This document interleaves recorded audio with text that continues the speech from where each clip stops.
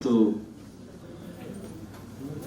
ಅನುವಾದ ಅಧ್ಯಯನ ವಿಭಾಗದ ಮತ್ತು ಡಿ.ಎಸ್. ವೀರಯ್ಯ ಪ್ರತಿಷ್ಠಾನ ಬೆಂಗಳೂರು ಸಹಯೋಗದಲ್ಲಿ ಒಂದು ದಿನದ ರಾಷ್ಟ್ರೀಯ ವಿಚಾರ ಸಂಕಿರಣ, ಅದು ಡಿ.ಎಸ್. ವೀರಯ್ಯ ಅವರ ಸಾಹಿತ್ಯಮುಖಿ ಸಮಾಜಮುಖಿ ಚಿಂತನೆಗಳ ಹಿನ್ನೆಲೆಯಲ್ಲಿ ಜೊತೆ ವಹಿಸಬೇಕಾಗಿತ್ತು. ಅವರು ಬರದೇ ಇರೋದ್ರಿಂದ ಆ ಜವಾಬ್ದಾರಿ ನನ್ನ ಕೊರಳಿಗೆ ಬಿದ್ದಿದೆ. ಈ ಸಮಾರಂಭದ ಅಧ್ಯಕ್ಷರು ಆಗಿರುವ ಬೆಂಗಳೂರು ವಿಶ್ವವಿದ್ಯಾಲಯದ ಕನ್ನಡ ಅಧ್ಯಯನ ಸಂಸ್ಥೆಯ ಹಿರಿಯ ಪ್ರಾಧ್ಯಾಪಕರಾದ ಪ್ರೊಫೆಸರ್ ಎಂ ಸುಮಿತ್ರಾ ಅವರೇ, ಸಮಾರಂಭದ ಮುಖ್ಯ ಅತಿಥಿಗಳಾಗಿರುವ ಇಲ್ಲಿ ನೆರೆದಿರುವ ಎಲ್ಲ ವಿಭಾಗಗಳ ಪ್ರಾಧ್ಯಾಪಕ ಮಿತ್ರರೇ, ವಿದ್ಯಾರ್ಥಿ ಸ್ನೇಹಿತರೆ, ಮಾಧ್ಯಮದ ಗೆಳೆಯರೇ, ಜೊತೆಗೆ ಬೆಂಗಳೂರಿನಿಂದ ಮಂಡ್ಯ ಮತ್ತು ಬೇರೆ ಬೇರೆ ವಿಶ್ವವಿದ್ಯಾಲಯ, ಕರ್ನಾಟಕದ ಬೇರೆ ಬೇರೆ ವಿಶ್ವವಿದ್ಯಾಲಯ ಬಂದಂತಹ ಸಂಪನ್ಮೂಲ ವ್ಯಕ್ತಿಗಳು ಇಲ್ಲಿದ್ದಾರೆ. ಈ ನೆರೆದಿರುವ ಎಲ್ಲ ಆತ್ಮೀಯ ಸ್ನೇಹಿತರೆ, ಈಗ ತಾನೇ ಮೊನ್ನೆ ಕುರು ಸಚಿವರು ಇಲ್ಲಿ ಆಸೀನರಾಗಿ ಈಗ ನಿರ್ಗಮಿಸಿದ್ದಾರೆ. ಇದನ್ನು ನೋಡಿದಾಗ ನನಗೊಂದು ಬಹಳ ಖುಷಿ ಅನ್ನಿಸ್ತು. How our register and we C madam very simple ಅಂತ. ನನಗೆ ಶಾರದಾ ಮೇಡಮ್ ವೇದಿಕೆಗೆ ಬಂದಿರಲಿಲ್ಲ, ಅವ್ರ ಚೇರ್ ಮೇಲೆ ಅವ್ರು ರಿಜಿಸ್ಟರ್ ಕೂಡಿಸ್ತಾ ಇದ್ರು. ಇಲ್ಲಿಲ್ಲ, ನೀವೊಂದು ರಿಜಿಸ್ಟರ್ ಒಂದು ಚೇರ್ ಹಾಕ್ಬಿಟ್ಟು ಶಾರದಾ ಮೇಡಮ್ ಕರಿತಾ ಇದ್ರು. ನಮ್ದು ಯೂನಿವರ್ಸಿಟಿ ಇದೆ, 30 ವರ್ಷ ಕೆಲಸ ಮಾಡಿದ್ದೇನೆ. ನಮ್ಮಲ್ಲಿ ಪ್ರೊಫೆಸರ್ಗಳಿಗೆ ಬಂದ್ಬಿಟ್ಟು ರಿಜಿಸ್ಟರೇ ಬಂದು ಕೂತ್ಕೊಂಡ್ಬಿಡ್ತಾರೆ ಚೇರ್ ಮೇಲೆ ಸೆಂಟರ್ನಲ್ಲಿ. ಪ್ರಾಮಾಣಿಕವಾಗಿ ಹೇಳ್ತಾ ಇದ್ದೀನಿ, ಅವ್ರಿಗೆ ಟೀಕೆ ಮಾಡ್ತಾ ಇಲ್ಲ. ನಮ್ಮ ವಿಶ್ವವಿದ್ಯಾಲಯ ಕರ್ನಾಟಕದಲ್ಲಿ ನೋಡ್ತಾ ಇದ್ದೀನಿ ನಾನು. ಅಧಿಕಾರಿಗಳಂದ್ರೆ ವಿ ಆರ್ ಗ್ರೇಟ್. ಇವತ್ತಿನ ನಮ್ಮ ಅರ್ಲಿಯರ್ ಬ್ಯಾಂಕ್ ಮ್ಯಾನೇಜರ್ ಮೇಡಮ್, ಈಗ ಹೈದರಾಬಾದ್, ಆಂಧ್ರ ಪ್ರದೇಶ್. ಸೊ ಇವತ್ತು ಅವರಿಗೆ ಅದೇ ಆಂಧ್ರ ಪ್ರದೇಶದ ತೆಲುಗು ನಾಡಿನಲ್ಲಿ ಒಂದು ಸಣ್ಣ ಗೌರವ ಸಿಗ್ತಾ ಇದೆ. ಅದಕ್ಕೆಲ್ಲ ಚಪ್ಪಾಳೆ ತಟ್ಟಿ ಅಭಿನಂದಿಸಬೇಕು ಅಂತ. ಸ್ನೇಹಿತರೆ, ನಾನು ಕಾರ್ಯಕ್ರಮ ಉದ್ಘಾಟನೆ ಮಾಡಿ ಮಾತಾಡುವಷ್ಟು ದೊಡ್ಡವನಲ್ಲ. ನಾನೊಬ್ಬ ಅಧ್ಯಾಪಕನಾಗಿ ಪ್ರಾಧ್ಯಾಪಕನಾಗಿ ಪಾಠ ಮಾಡ್ಕೊಂತು ಇರೋನು, ಒಂದಿಷ್ಟು ಬರ್ಕೊಂತಿರೋನು. ಇಲ್ಲಿ ನನಗೆ ಗೊತ್ತು ಕೆಲವು ಜನರಿಗೆ ಕನ್ನಡ ಬರಲ್ಲ ಅಂತ ಹೇಳಿ. ಹಾಗಿದ್ದು ನನ್ನ ಭಾವನೆ ಅವ್ರಿಗೆ ಅರ್ಥ ಆಗತ್ತೆ ಅಂತ ನಾನು ಅನ್ಕೊಂಡಿದ್ದೀನಿ. ಹೀಗಿದ್ದು ಇಲ್ಲಿ ಕಾರ್ಯಕ್ರಮ ಉದ್ಘಾಟನೆ ಮಾಡಿ ಕೆಲವು ಮಾತುಗಳನ್ನ ಆಡಬೇಕು. ನೋಡಿ, ನಾಡದೇವಿಗೆ ಗೌರವಿಸ್ತೀವಿ ಎಲ್ಲರೂ ನಾವು. ನಮ್ಮ ದೇಶದಲ್ಲಿ ಹೇಳ್ತಾರೆ ಭಾಷಾ ಸಮಸ್ಯೆ ಇದೆ, ಜಗಳ ಮಾಡ್ಕೊಳ್ತೀವಿ ಅಂತ. ಆದ್ರೆ ತೆಲುಗು ಕನ್ನಡದವರು ಸೇರ್ಕೊಂಡು ಈಗ ನಾವು ಕನ್ನಡ. ಸೊ ಇದು ಈ ಭಾಷೆಗಳಲ್ಲಿ ನಾವು ಯಾರು ಬದುಕ್ತಾ ಇದ್ದೀವಿ ಅವ್ರು ದೊಡ್ಡತನ ಅಂತಕ್ಕಂಥ. ಕರ್ನಾಟಕದಲ್ಲಿ ತೆಲುಗು ಮಾತೆ ಅಲ್ಲಿ ಬಂದ್ರು ನಾವು ಯಾರು ವಿರೋಧ ಮಾಡಲ್ಲ, ಇಲ್ಲಿ ನಾಡದೇವಿ ಬಂದ್ರು ಯಾರು ವಿರೋಧ ಮಾಡಲ್ಲ. ಹಾಗೆ ನೆನಪಾಯ್ತು ನನಗೆ. ಸೊ ಈ ಕಾರಣಕ್ಕೆ ಕರ್ನಾಟಕ ಸೌತ್ ಸ್ಟೇಟ್ಸ್ ಇದಾವಲ್ಲ, ಭಾಷಿಕವಾಗಿ ಮತ್ತು ಸಾಂಸ್ಕೃತಿಕವಾಗಿ ಬಹಳ ಎತ್ತರದಲ್ಲಿರ್ತಕ್ಕಂಥ ನಾಡುಗಳು. ನಾನು ಎಲ್ಲಿಂದ ಬಂದಿದ್ದೀನಿ ಅಂದ್ರೆ, ಮೂಲದಲ್ಲಿ ನಾವು ಇವತ್ತಿನ ತೆಲಂಗಾಣ ಅಂತ ಕರಿತೀವಲ್ಲ, ಆ ಕಾಲ ಹೈದರಾಬಾದ್ ಅಂತ ಕರಿತೀವಲ್ಲ, ಆ ಪ್ರದೇಶಕ್ಕೆ ಹೆಚ್ಚು ಸಮೀಪ ಇದ್ದವ್ ನಾನು. ಹೈದರಾಬಾದ್ ಕರ್ನಾಟಕ ಅಂತಲೇ ಕರಿತಿದ್ದೆ ನಮ್ಮ ಪ್ರದೇಶಕ್ಕೆ. ಈಗ ಅದು ಕಲ್ಯಾಣ ಕರ್ನಾಟಕ. ಆ ಕಲ್ಯಾಣ ಕರ್ನಾಟಕ ಕರ್ನಾಟಕದ ಸಾಹಿತ್ಯಕ್ಕೆ ಒಂದು ಮುಡಿ ಇದ್ದಂಗೆ, ಒಂದು ಕಿರೀಟ ಇದ್ದಂಗೆ. ಒಡ್ಡಾರಾಧನೆ ಅಲ್ಲಿದೆ ಬಂತು, ಕವಿರಾಜ ಮಾರ್ಕರ್ ಅಲ್ಲಿ ಇವನೇ, ವಚನ ಚಳವಳಿ ಅಲ್ಲಿದೆ, ದಾಸ ಸಾಹಿತ್ಯ ಅಲ್ಲಿದೆ, ತತ್ವಪದ ಸಾಹಿತ್ಯ ಅಲ್ಲಿದೆ, ಸೂಫಿ ಅಲ್ಲಿದೆ, ದಲಿತ ಬಂಡಾಯ ಚಳವಳಿ ಅಲ್ಲಿದೆ. ಮನೆ ಅಲ್ಲಿ ಜೈನ ಬೌದ್ಧ ಸೇರಿದ್ದಾಗಿತ್ತು ಅಂತಕ್ಕಂಥದ್ದು. ಇವತ್ತದು ಕನ್ನಡ ನಾಡಿನ ಸಂಸ್ಕೃತಿಯ ಮುಕುಟ ಇದ್ದಂಗಿದೆ. ಅದನ್ನ ಇಟ್ಕೊಂಡು ಇವತ್ತು ಕರ್ನಾಟಕದ ಹಿರಿಮೆ ಗರಿಮೆಯನ್ನು ನಾವು ಜಗತ್ತಿಗೆ, ದೇಶಕ್ಕೆ ಬಿತ್ತರಿಸ್ತಾ ಇರ್ತೀವಿ. ಸೊ ಆ ಹಿನ್ನೆಲೆ ವೀರಯ್ಯ ಇವತ್ತು ಏನು ವೇದಿಕೆ ಮೇಲೆ ಇದ್ದಾರೆ, ಅವರು ಸಾಹಿತ್ಯ ಮೇಡಮ್ ಶಾರದಾ ಅವರು, ನನ್ನ ವಿದ್ಯಾರ್ಥಿ ಮಲ್ಲೇಶ್ ಅವರು ಇಷ್ಟ ಮಾಡಿ ನನಗೆ ಅನಿಸ್ತು. ನಾನು ಗುಲ್ಬರ್ಗದಲ್ಲಿ ಅನಿಸ್ತು, ಮೇಡಮ್ ಅಲ್ಲಿ ದ್ರಾವಿಡ ಯೂನಿವರ್ಸಿಟಿ ಏನ್ ಮಾಡ್ತಾರೆ, ಕನ್ನಡಿಗರು ಬಹಳ ಕಡಿಮೆ, ಏನ್ ಇಷ್ಟು ಕಷ್ಟಪಡ್ತಾರೆ ನಾನು ಅನ್ಕೊಂಡ್ರೆ, ಇಲ್ಲಿ ಬಂದು ನೋಡಿದ್ರೆ ಡೊಳ್ಳು ಮೆರವಣಿಗೆಲ್ಲ ಬಂದಿದ್ದೀವಿ, ಇಷ್ಟು ಜನ ಮಕ್ಕಳೆಲ್ಲ ಸೇರಿದ್ದಾರೆ. ಕರ್ನಾಟಕದ ಬೇರೆ ಬೇರೆ ರಾಜ್ಯದ ತೆಲುಗು ನಾಡಿನೆಲ್ಲ ಜನ ಸೇರಿದ್ದೀವಿ. ಸೊ ಇಂಥ ಹೊರನಾಡಿನಲ್ಲಿ ಕನ್ನಡದ ಕಾರ್ಯಕ್ರಮ ಮೇಡಮ್ ಕಟ್ಕೊಡ್ತಾ ಇದಾರಲ್ಲ, ಅವರಿಗೆ ನಮ್ಮ ಪರವಾಗಿ ಹೃತ್ಪೂರ್ವಕವಾದಂಥ ಅಭಿನಂದನೆಗಳು ಅಂತ ನಾನು ಭಾವಿಸ್ಕೊಂಡಿದ್ದೆ. ಅವರಿಗೆ ನಮ್ಮ ದೇಶದಲ್ಲಿ ನಾವು ಬಹಳ ಮುಖ್ಯವಾಗಿ ನಿತ್ಯ ಬೆಳಗಾದ್ರೆ ಯಾರು ನೆನೀತೀವಿ ಅಂತಂದ್ರೆ, ಒಂದು ಬಾಬಾ ಸಾಹೇಬ್ ಅಂಬೇಡ್ಕರ್ ಅವರನ್ನ, ಗಾಂಧಿಯವರನ್ನ ನಾವು ನೆನಪಿಸ್ತಾನೆ ಹೋಗ್ತೀವಿ. ಹಾಗೆ ಬೇರೆ ಬೇರೆ ವ್ಯಕ್ತಿಗಳೆಲ್ಲ.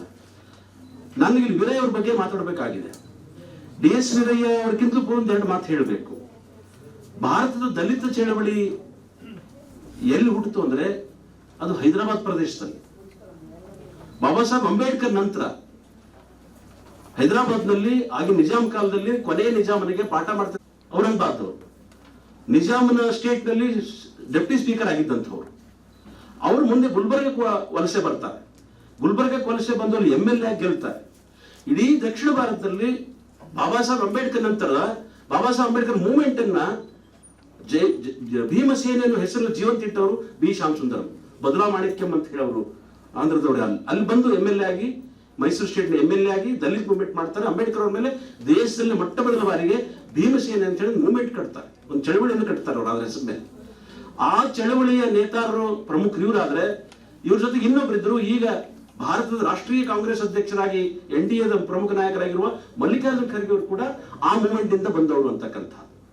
ಸೊ ಅಂಥ ಮೂವ್ಮೆಂಟ್ ಅನ್ನು ನೆನೆಸ್ಕೊಳ್ತಾನೆ 70ರ ದಶಕಕ್ಕೆ ನಾವು ಅದಕ್ಕೂ ಪೂರ್ವದಲ್ಲಿ ಮುಂಬೈ ಕರ್ನಾಟಕದಲ್ಲಿ ಕಕ್ಕಯ್ಯ ಪೋಳ್ ಬರ್ತಾರೆ, ಕಲಬುರಗಿಯಲ್ಲಿ ಬಿ ಶ್ಯಾಮ್ ಸುಂದರ್ ಬರ್ತಾರೆ, ಮೈಸೂರು ಕಡೆ ಸೋಸಲೆ ಸಿದ್ದಪ್ಪ, ಜಿ ವೆಂಕಟಯ್ಯ, ಇವರೆಲ್ಲ ಇಡೀ ದಲಿತ ಚಳವಳಿ ಇಲ್ಲದ ಕಾಲದಲ್ಲಿ ದಲಿತ ಸಾಹಿತ್ಯ ಅಂಬೇಡ್ಕರ್ ಲಿಟರೇಚರ್ ಬರೆದಂತವ್ರು ಇವು. 70ರ ದಶಕ ಅಂತ ಬಂದಾಗ, ದಲಿತ್ ಮೂವ್ಮೆಂಟ್ ಅಂತ ಬಂದಾಗ, ಬಂಡಾಯ ಚಳವಳಿ ಅಂತ ಬಂದಾಗ, ಭೂಸಾ ಪ್ರಕರಣ ಅಂತ ಬಂದ ನಾಯಕರಾಗಿ ಬೆಳೆದಂತವ್ರು DS ವೀರೇನವರು. 70ರ ದಶಕದಲ್ಲಿ BCom ಓದಿ, LLB ಮಾಡಿ, MCom ಮಾಡಿ, ಡಿಪ್ಲೊಮಾ ಇನ್ ಮಾಸ್ ಕಮ್ಯುನಿಕೇಶನ್ ಮಾಡಿ, ಇಷ್ಟೆಲ್ಲ ಮಾಡಿಕೊಂಡು ಬ್ಯಾಂಕ್ ಅಧಿಕಾರಿಯಾಗಿ ಕೂಡ ಮಹತ್ತರವಾದ ಕೆಲಸ ಮಾಡಿರ್ತಕ್ಕಂಥ ವೀರೇನವರು. ಇಡೀ ಭಾರತದಲ್ಲಿ ಸಿಂಡಿಕೇಟ್ ಬ್ಯಾಂಕ್ SC/ST ಎಂಪ್ಲಾಯೀಸ್ ಅನ್ನ ನಿಭಾಯಿಸತಕ್ಕಂಥ ವ್ಯಕ್ತಿಯವರು. ಮತ್ತೆ ಬ್ಯಾಂಕ್ ಅಧಿಕಾರಿಯಾಗಿ ಬರೀ ಅಧಿಕಾರಿಯಾಗಿ AC ರೂಮ್ನ ಕೂಡಲೇನೆ ಬಡವರಿಗೆ ದಲಿತ ಪರ ಕೆಲಸಗಳು ಮಾಡಿರ್ತಕ್ಕಂಥ ಬ್ಯಾಂಕ್ ಅಧಿಕಾರಿಯವರು. ಡಂಗೂರ ಸಾರಿ ಊರನ್ನ ಕರೆಸಿ ಲೋನ್ ಕೊಟ್ಟಿರ್ತಕ್ಕಂಥ ನಮ್ಮ ನಡುವೆ ನಮ್ಗೆ ಗೊತ್ತಿರುವ ಏಕೈಕ ವ್ಯಕ್ತಿ ಅಂದ್ರೆ DS ಡಂಗೂರ ಸಾರಿ, ನಿಮ್ಗೆ ಲೋನ್ ಕೊಡ್ತೀವಿ ಬರ್ರಿ ಅಂತ ಅಂತ ವ್ಯಕ್ತಿ DS ವೀರೇನವರು. ಹಾಗೆ ಬ್ಯಾಂಕ್ ವ್ಯಕ್ತಿಯಾಗಿ ಇರ್ತಾನೆ ಸಾಹಿತ್ಯದ ಕಡೆ ಅವ್ರ ಒಲವು ಪ್ರಾರಂಭ ಆಗತ್ತೆ. ಅದೇ ಹೊತ್ತಿಗೆ ದೇವನೂರು ಮಹಾದೇವ್, ಸಿದ್ಧಲಿಂಗಯ್ಯ, ಮಾನಜವರಯ್ಯ ಇವರೆಲ್ಲರೂ ಒಂದಿಷ್ಟು ಒಂದು ಎತ್ತರದಲ್ಲಿ ಬಂದು ನಿಂತಿರ್ತಾರೆ. ಅಂತ ಸಂದರ್ಭದಲ್ಲಿ ಬ್ಯಾಂಕ್ ಅಧಿಕಾರಿಯಾಗಿ ಸಾಹಿತ್ಯ ಕ್ಷೇತ್ರಕ್ಕೂ ಕಾಲಿಡ್ತಾರೆ. ಅಕಸ್ಮಾತ್ ಒಂದ್ ವೇಳೆ ಬರೀ ಬ್ಯಾಂಕ್ ಅಧಿಕಾರಿಯಾಗಿ ಸಾಹಿತ್ಯ ಕ್ಷೇತ್ರಕ್ಕೆ ಕೆಲಸ ಮಾಡಿದ್ರೆ ಇವತ್ತು ಮಹಾದೇವ್, ಸಿದ್ಧಲಿಂಗಯ್ಯ, ಮಾನಜವರಯ್ಯ ಇವರೆಲ್ಲ ಇದ್ದಾರೆ, ಅವ್ರ ಲೆವೆಲ್ಗೆ ಸಮಾನವಾಗಿರ್ಬೇಕಾದಂತ ಹೆಸರು ವೀರೇನವರು ಆಗ್ತಿತ್ತು. ಆದ್ರೆ ಅವ್ರು ರಾಜಕಾರಣಕ್ಕೆ ಸೇರಿರೋದ್ರಿಂದ, ಮುಂದೆ MLC ಆಗಿರೋದ್ರಿಂದ ಅವರ ಸಾಹಿತ್ಯ ಅದು ಹೊರಗಡೆ ಬರಲೇ ಇಲ್ಲ. ಒಬ್ಬ ರಾಜಕಾರಣಿಯಾಗಿ ವೀರೇನವರು ನೋಡುವಂತ ಸಂದರ್ಭ ಬಂತು. ಅದರಲ್ಲೂ ಎಂತ ರಾಜಕಾರಣಿ ಬಹಳ ಮಂದಿ ಡೌಟ್ ಪಡುವಂತದ್ದು ಅಂದ್ರೆ, ಇಂಥ ಅಂಬೇಡ್ಕರ್ ವಾದಿ, ಬಸವ ತತ್ವದ ಅನುಯಾಯಿ, ಗಾಂಧಿ ತತ್ವದ ಅನುಯಾಯಿ ಇವ್ರು ಯಾಕೆ ಬಿಜೆಪಿಗೆ ಇದ್ದಾರೆ ಅನ್ನೋ ಕಾರಣಕ್ಕಾಗಿ ಅವರು right man in wrong place ಅಂತೀವಲ್ಲ, ಹಾಗೆ ಅಲ್ಲಿ ಉಳಿದಿರೋ ಸಾಹಿತ್ಯ ಯಾರು ಪರಿಗಣಿಸಲೇ ಇಲ್ಲ. ಅದು ಇತ್ತೀಚೆಗಷ್ಟೇ ಅವರು ಬರೆದಿರ್ತಕ್ಕಂಥ ಕಾವ್ಯ ಆಗಿರ್ತಕ್ಕಂಥದ್ದು ಅನೇಕ ಕೆಲಸಗಳನ್ನ ಮಾಡಿದ್ದಾರೆ. ಸುಮಾರು 2000 ಪುಟದಷ್ಟು ಆ ಸಂಪುಟ ಇನ್ನು ಎದುರಿಗೆ ಇಲ್ಲೇ ಇದ್ದಾವೆ. ಒಬ್ಬ ಬ್ಯಾಂಕ್ ಅಧಿಕಾರಿಯಾಗಿ, ಒಬ್ಬ ರಾಜಕಾರಣಿಯಾಗಿ 2000 ಪುಟದಷ್ಟು ಸಾಹಿತ್ಯವನ್ನು ರಚನೆ ಮಾಡಿದ್ದಾರೆ. ಕರ್ನಾಟಕದಲ್ಲಿ ಅದರಲ್ಲೂ ದಲಿತ ಕಾಂಪೌಂಡ್ ನಲ್ಲಿ ರಾಜಕಾರಣಿಗಳಾಗಿ ಬರೆದವರು ಇಬ್ಬರೇ ಅವರು. ಅಂತ ಕೆಲಸ ಮಾಡೋದ್ರ ಜೊತೆಗೆ ನೋಡಿ, ಅವ್ರು ರಾಜಕಾರಣಿಯಾಗಿ, ಬ್ಯಾಂಕ್ ಅಧಿಕಾರಿಯಾಗಿ, ಸಾಹಿತಿಯಾಗಿ, ಹೋರಾಟಗಾರರಾಗಿ, ಪತ್ರಕರ್ತರಾಗಿ, ಒಂದು ಪತ್ರಿಕೆ ಸಂಪಾದಕರಾಗಿ ಕಳೆದ 30 ವರ್ಷಗಳಿಂದ ಕಿಡಿ ನುಡಿ ಅಂತಕ್ಕಂಥ ಮ್ಯಾಗಝಿನ್ ತರ್ತಾರೆ ಅವರು. ಕಳೆದ 30 ವರ್ಷಗಳಿಂದ ಅವ್ರು ಅಧಿಕಾರಿಯಾಗಿ AC ರೂಮ್ನಲ್ಲಿ ಇರ್ಬೋದಾಗಿತ್ತು, ರಿಟೈರ್ಡ್ ಆಗಿ ಮನೆಗೆ ಆರಾಮಾಗಿ ಇರ್ಬೋದಾಗಿತ್ತು. ಆದ್ರೆ ಸಮಾಜ ಸೇವೆ ಅಂತ ಹೇಳಿ ಕೆಲಸ ಮಾಡ್ತಾರೆ. ಇವತ್ತಿಗೂ ರಾಜ್ಯ ರಾಷ್ಟ್ರ ತುಂಬಾ ತಿರುಗ್ತಾರೆ. ಎಂತಿಂತ ಚಳವಳಿ ಮಾಡಿದರೆ ಗೊತ್ತಿರಲಿ. ಒಂದ್ಸಾರಿ ಮುಖ್ಯಮಂತ್ರಿ ವಿಧಾನಸೌಧಕ್ಕೆ ಕತ್ತಿಗಳನ್ನು ತಗೊಂಡು ಹೋಗಿ ಪ್ರತಿಭಟನೆ ಮಾಡ್ತಿದ್ರು. ದಲಿತರ ಹಕ್ಕಳು ಕಾನ್ಸಂಟ್ರೇಷನ್ ಮಾಡಿ, ನೀವು ನಮ್ಗೆ ಅನ್ಯಾಯ ಆಗಿದೆ, ಅನಿವಾರ್ಯ ಅನ್ಯಾಯ ಆಗಿದೆ ಅಂತ ದೊಡ್ಡ ಹೋರಾಟ ಮಾಡಿರ್ತಕ್ಕಂಥ ವ್ಯಕ್ತಿಗಳ ಜೊತೆಗಿದ್ದಾರೆ. ನಮ್ಗೆ ಆಶ್ಚರ್ಯ ಆಗ್ಬೋದು. ನಾನು ಲೇಖಕನಾಗಿ ಅದಕ್ಕೆ ಕುಪ್ಪಂ ಯೂನಿವರ್ಸಿಟಿ ಕೂಡ, ದ್ರಾವಿಡ ಯೂನಿವರ್ಸಿಟಿ ಕೂಡ ಒಂದು ಕಾರಣ ಆಗ್ತಾ ಇದೆ ಅಂತಕ್ಕಂಥ. 2000 ಪುಟಗಳು ಬರೆದಂತಹ ವೀರೇನವರು ಪಕ್ಕ ಅಂಬೇಡ್ಕರ್ವಾದಿ. ಅಂಬೇಡ್ಕರ್ ರೈಟ್ಸ್ ಅಂತ ನಾವು ಹೇಳ್ತೀವಲ್ಲ, ಸಂವಿಧಾನವನ್ನ ನಿರರ್ಗಳವಾಗಿ ಓದ್ಕೊಂಡು ಮಾತಾಡುವಂತ ವ್ಯಕ್ತಿ. ಕಾನೂನುಗಳನ್ನ ಹೌಸ್ನಲ್ಲಿ ಅವರ ವಿಧಾನಸಭೆಯಲ್ಲಿ ಮಾತಾಡ್ತಿರ್ತ ಪುಸ್ತಕ ಓದಿದ್ರೆ ನಮಗೆ ಆಶ್ಚರ್ಯ ಆಗುತ್ತೆ, ಒಬ್ಬ ಮನುಷ್ಯ ಎಷ್ಟು ಹೋರಾಟ ಮಾಡ್ತಾನೆ ಅಲ್ಲಿಕ್ಕೆ. ಸೊ ಆ ಹಿನ್ನೆಲೆ DS ವೀರೇನವರು ನೋಡಿ, ಒಂದು ಮಾತು ಹೇಳ್ಬೇಕು. ಶ್ಯಾಮ್ ಸುಂದರ್ ಅವರು ವಿ ಆರ್ ದಿ ಮೂಲ್ ಭಾರತೀಸ್, ಸನ್ಸ್ ಆಫ್ ದಿ ಸಾಯಿಲ್ ಅಂತ ಹೇಳ್ತಾರೆ. ಆಂಧ್ರದಲ್ಲಿ ಇದ್ಕೊಂಡೆವು. ವಿ ಆರ್ ದಿ ಮೂಲ್ ಭಾರತೀಸ್. ಯಾರಂದ್ರೆ ಯಾರು ಈ ಸೌತ್ ಇಂಡಿಯಾದಲ್ಲೆಲ್ಲ ದುಡಿ ವರ್ಗದಲ್ಲಿ ಇದೀವೋ, ಯಾರು ಉತ್ತರ ಭಾರತ ಒತ್ತಡಕ್ಕೊಳಗಾಗಿ ಈ ಕಡೆ ಬಂದಿವೋ, ವಿ ಆರ್ ಮೂಲ್ ಭಾರತೀಸ್ ಆಫ್ ದಿ ಇಂಡಿಯಾ. ಮೂಲ ಭಾರತೀಯರು ನಾವು ಆಗಿದ್ದೀವಂತ. ಅಂತಹ ಮೂಲ ಭಾರತೀಯರ ಬಗ್ಗೆ ಅಧ್ಯಯನ ಮಾಡಿರ್ತಕ್ಕಂಥ ಶ್ಯಾಮ್ ಸುಂದರ್ ಅವರು ಅಂಬೇಡ್ಕರ್ ಅವರ ದಕ್ಷಿಣ ಭಾರತದ ಮನೆ ಮನೆಗೆ ತಲುಪಿಸತಕ್ಕಂಥವ್ರು. ಸೊ ಅವರೆಲ್ಲರ ಸಾಲಿನಲ್ಲಿ ಅವರು ಒಬ್ಬ ರಾಜಕಾರಣಿ ಆಗಿದ್ರು, ರೈಟರ್ ಆಗಿದ್ರು. ಹಾಗೆ ಅವರ ನಂತರದಲ್ಲಿ ಸಿದ್ಧಲಿಂಗಯ್ಯ ಅವರು, ದೇವನೂರು ಮಹಾದೇವರು ಭಾಷಣಕಾರರಾಗಿ, ರೈಟರ್ ಆಗಿ, ಪತ್ರಕರ್ತರಾಗಿ, ಹೋರಾಟಗಾರರಾಗಿ, ರಾಜಕಾರಣಿ ಕೆಲಸ ಮಾಡಿರ್ತಕ್ಕಂಥವ್ರು. ಹಾಗೆ ಬಾಬಾ ಸಾಹೇಬ್ ಅಂಬೇಡ್ಕರ್ ಅವ್ರನ್ನ ಪ್ರಾಮಾಣಿಕವಾಗಿ ರಾಜಕಾರಣದಲ್ಲಿದ್ದು ಕೂಡ ಅವ್ರು ಒಪ್ಕೊಂಡಂಥವ್ರು. ಒಂದು ಉದಾಹರಣೆ ಹೇಳ್ತೀನಿ ನಿಮಗೆ. ನನ್ನ ಯೂನಿವರ್ಸಿಟಿಯಿಂದ ನಾನು ಅಪ್ಪನ್ ಮಾಡ್ಲಿಕ್ಕೆ ಹೋಗೋದಿಲ್ಲ. ನನ್ನ ಯೂನಿವರ್ಸಿಟಿಯಲ್ಲಿ ದಲಿತ ಸಮುದಾಯದ ಒಬ್ಬ BC ಇದ್ರು, ರಿಜಿಸ್ಟರ್ ಇದ್ರು ಮೇಡಮ್. ಅಂಬೇಡ್ಕರ್ ಅವ್ರ ಮೇಲೆ 3 ಎಡಿಟ್ ಮಾಡಿದ್ದೀವಿ. ಅಂಬೇಡ್ಕರ್ ವಾಚಿಕ ಅಂತ ಹಿಂದಿ, ಅಂಬೇಡ್ಕರ್ ವಾಚಿಕ ಕನ್ನಡದಲ್ಲಿ, ಇನ್ನೊಂದು ಇಂಗ್ಲಿಷ್ ನಲ್ಲಿ ಅಂಬೇಡ್ಕರ್ ಲೀಡರ್ ಅಂತ ಹೇಳಿ. ಇದನ್ನ ಬಿಡುಗಡೆ ಮಾಡಿ ಅಂತ ಹೇಳಿ ಕೇಳಿಕ್ ಹೋದೆ ನಾನು. ಇಬ್ರು ಬಿಲಾಂಗ್ಸ್ ಫ್ರಮ್ SC/ST ಕಮ್ಯುನಿಟಿ. ಅವ್ರು ಏನ್ ಹೇಳ್ಬೇಕು ಗೊತ್ತಾ, ನನಗೆ ಭಾಳ ನೋವಾಗತ್ತೆ. ಇವತ್ತು SC/STಗಳು ಅಂಬೇಡ್ಕರ್ ಅವರು ಯಾಕೆ ಮರಿತಾ ಇದ್ದಾರೆ, ಇದು ಒಂದು ಉದಾಹರಣೆ ಅದಕ್ಕೆ. ನಾನು ಕೇಳಿದೆ, ಬಿಡುಗಡೆ ಮಾಡಿಯಪ್ಪ VC ರಿಜಿಸ್ಟರ್ ಇದೆ ಅಂತ ಕೇಳಿದೆ. ಸಾರಿ ಸರ್, ಗೌರ್ಮೆಂಟ್ BJP ಇದೆ, ನಾವು ಬಿಡುಗಡೆ ಮಾಡ್ಬಿಟ್ರೆ ಅಂಬೇಡ್ಕರ್ ಗೊತ್ತಾಗ್ಬಿಟ್ಟು ನಮ್ಗೆ VC ಮಾಡೋದಿಲ್ಲ ಯಾರು, ಸಾರಿ ಅಂತ ಹೇಳಿದ್ರು. ಬಹಳ ನೋವಾಗತ್ತೆ. Those who are help Ambedkar help ತಗೊಂಡವರು, ಅವ್ರು ಸಹಾಯ ಪಡ್ಕೊಂಡವರು, ಅವ್ರು ರಿಸರ್ವೇಶನ್ ಕೊಟ್ಟ ಕಾರಣಕ್ಕಾಗಿ ಪ್ರೊಫೆಸರ್ ಆದಂಥವ್ರು ನಾವೆಲ್ಲ, ಉದ್ಯೋಗ ಇದೆ, ಅಂಥ ಉದ್ಯೋಗ ತಗೊಂಡವ್ರು ಯಾರೋ VC ಮಾಡ್ತಾ ತಿಳ್ಕೊಂಡು ಅಂಬೇಡ್ಕರ್ ಅವ್ರನ್ನ ದೂರ ಹಿಡಿದಿದೆಯಲ್ಲ, ಇದು ಬಹಳ ನೋವಿನ ಸಂಗತಿ ಅಂತ. ಇದು ಇದು ನಮ್ಮ ನಾಡು ನಮ್ಮ ಭೂಮಿಗೂ ಮೋಸ ಮಾಡ್ದಂಗೆ, ನಮ್ಮ ಹೆತ್ತವರಿಗೂ ಮೋಸ ಮಾಡ್ದಂಗೆ ಅಂತ. ಅದಕ್ಕೆ ಅಂಬೇಡ್ಕರ್ ಅವ್ರು ಹೇಳಿದ್ರು, ಪಡೆ ಲಿಖೆ ಲೋಗೋನೆ ಮುಜೆ ದೋಖಾ ದಿಯಾ ಅಂತ.